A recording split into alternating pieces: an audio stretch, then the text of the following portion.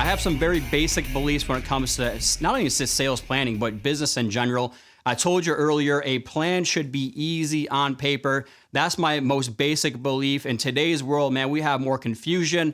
We have more tools. We have more resources. We have more pieces of advice. You have experts like me telling me all these different things you should be doing in your business, which creates confusion. So your plan, not my plan for you, not your significant other's plan for you, not your manager's plan for you. Your plan should be easy on paper. And then my next basic belief is that everybody competes harder when there's a scoreboard. When left to our own devices, we're not afraid to let ourselves down, but we don't want to let other people down. And so think about the last time you actually did anything competitive and they had a scoreboard. You played a little bit harder, right? Whether it's personal training, whether it's your health and wellness, whether it's a sports league, everybody competes harder when there's a scoreboard. So why do we stop having scoreboards as adults? Why do we stop having scoreboards as salespeople? It's not a bad thing. We all need some level of accountability. And I believe that accountability has gotten a bad rap. Let's just be honest. It's one of those words we kind of hear when we cringe in sales. Guys, it's not a bad thing. We all need some level of accountability because that's what's going to drastically increase the probability of having success. And then my last belief is I believe that progress is always better than perfection, right? Done is better than perfectly undone. So I'm a big believer, get it to 80% and call it good. That's good enough. And so just don't beat yourself up when your plan isn't working. Don't beat yourself up if you have one bad day.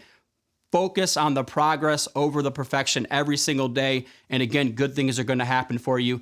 And then when it comes to amateur versus professional activities, when it comes to progress over perfection, again, don't beat yourself up if maybe you hit snooze one time, but don't beat yourself up over that. If that's an amateur activity, you set your alarm clock for 5:30 a.m., again, progress over perfection. Maybe you're getting up 30 minutes earlier. Maybe you make that one more phone call. Maybe you overcome that call reluctance. So when it comes to amateur versus professional behaviors, you got to be honest with yourself. On a micro level, what are the things that are going to get you paid? What are the things that are not going to get you paid? And then how do we increase the probability of productivity and production when it comes to those basic beliefs? So just to recap that, I believe everybody competes harder when there's a scoreboard. I believe there are paid things that get us paid, professional activities, and there's amateur things that don't get us paid. Those are unpaid activities. And so when it comes to this plan, let's give you clarity. Let's give you confidence. Let's empower you to go out there and take massive action where you wake up on point every single day. As we continue to work through the foundations of your business, I've said it before, if I've ever said it again, sales is a game of probability. All we're trying to do every single day is drastically increase the probability of good things happening. And just to remind you of my background of having a PhD, guys, this stuff isn't fluff. This isn't just 30,000 foot level stuff. This is backed by science. So when we break down a plan and the science behind it of actually increasing the probability of achieving it, there's some different stats I want you to really understand and think about when it comes to setting your plan. 10% of people who have an idea or a goal actually achieve it. So just think about how low that is. Guys, we have so many different ideas every single day, and only 10% of us are going to achieve that. 25% of people who actually consciously decide, hey, that's a good idea, I want to go do that, achieve it. And then we get into 40% who actually decide when they're going to do it, achieve it.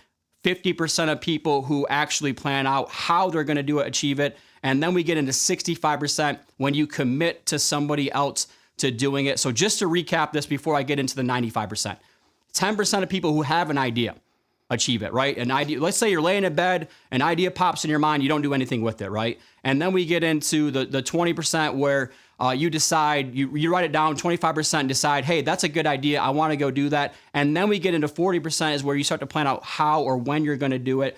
And then 95% of people who actually go through and commit, hey, that's a great idea, here's my plan in place, I committed to somebody else that I want to go do that.